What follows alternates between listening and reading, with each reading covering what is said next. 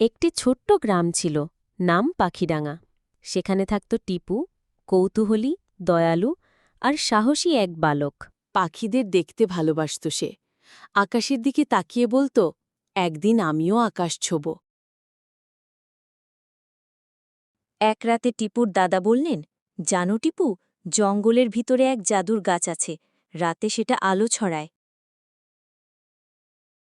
টিপু বলল, আমি যাব দাদু, আমি দেখব সেই গাছ। আর সেই রাতেই সে বেরিয়ে পড়ল। গভীর জঙ্গলে ঢুকে পড়ল টিপু। হঠাৎ হোঁচট খেয়ে পড়ে গেল। তখনই একটি নীল পাখি তার সামনে এসে দাঁড়াল। পাখিটে বলল, ভয় পেও না, আমি নীলু, এই জঙ্গলের পথপ্রদর্শক। চলো, তোমাকে গাছের কাছে নিয়ে যাই। টিপু হাঁটতে লাগল নীলুর পেছনে। রাতের আধারে সেই পাখির ডানার আলো পথ দেখাল। একসময় পৌঁছাল সেই গাছের কাছে। বিশাল, ঘন, অথচ নিস্তব্ধ, কোনো আলো নেই।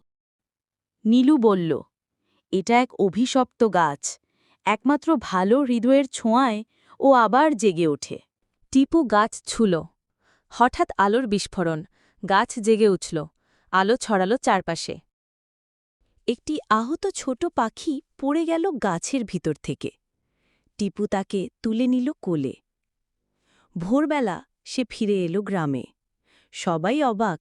টিপু বলল, পাখিটা আবার উড়তে শিখছে।